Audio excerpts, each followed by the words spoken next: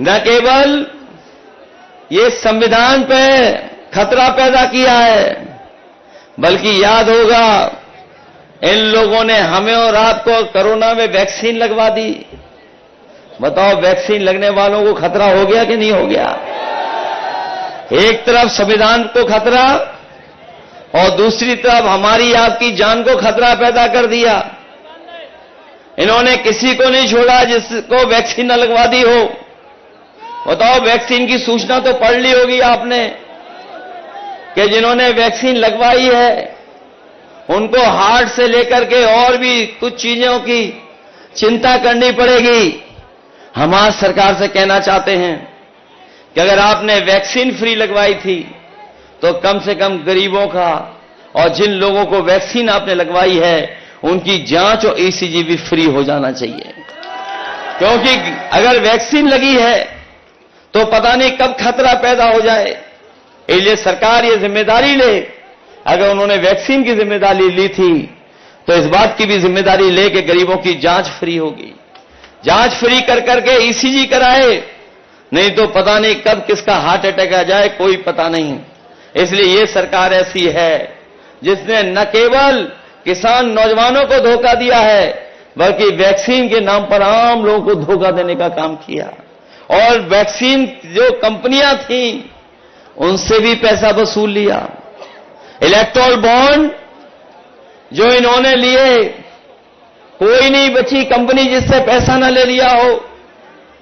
चंदा लिया है और दबाव बना करके चंदा लिया है। 1000 करोड़ से लेकर के 1000 करोड़ से लेकर के कई सौ करोड़ चंदा वसूल लिया। बताओ, चंदा वसूला कि नहीं वसूला इन्होंने?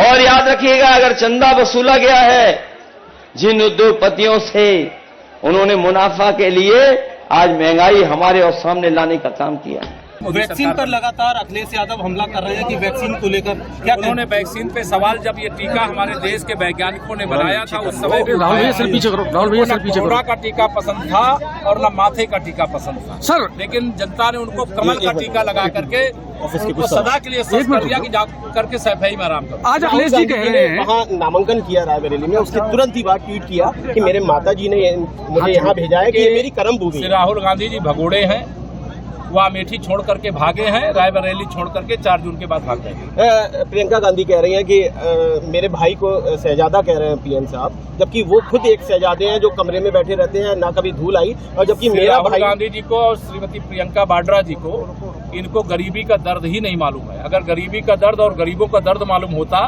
तो ये 60 साल सत्ता में रहने के बाद सत्ता से बाहर नहीं होते और मोदी जी देश के प्रधानमंत्री नहीं बनते।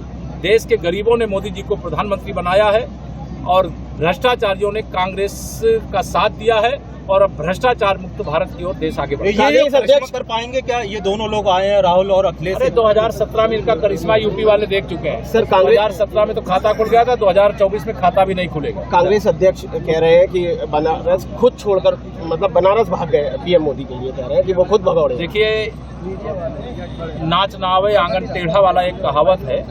तो मल्लिकार्जुन खड़गे जी जो कह रहे हैं, अगर माननीय नरेंद्र मोदी जी ने उत्तर प्रदेश चुना तो उत्तर प्रदेश चुनने से उत्तर प्रदेश के लोगों को गौरव की बात है। और वो बाबा विश्वनाथ की नगरी, विश्वनाथ ममनाथ पुरारी त्रिभुवन महिमा विदित तुम्हारी, वहां से रह करके पूरे विश्व में भारत का मान बढ़ाए और विश्व गुरु बनाए। राहुल गांधी कर्नाटक के सीएम को एक पत्र लिख रहे हैं, कह रहे हैं जो अश्लील वीडियो पीड़िता का है उसको न्याय मिलना चाहिए। राहुल गांधी जी को मेरा संदेश अगर जाए तो आप पहुंचा देना कि एक पत्र इस बात के लिए भी लिख दें कि ओबीसी के आरक्षण में जो कांग्रेस की कर्नाटक सरकार ने डाका डाला है, जो मुसलमानों को ओबीसी में शामिल किया है, पहले वो आरक्षण वापस करें। जिन्होंने उस पर डाका डाला उनके खिलाफ मुकदमा लिख करके उनको जेल भेजे। और श्री राहुल गांधी जी अब गुमराह नहीं कर सकते। राहुल गांधी जी का और अखिलेश यादव जी का राजनीतिक भविष्य इस समय अंधकार में है, कोई उनका भविष्य नहीं है।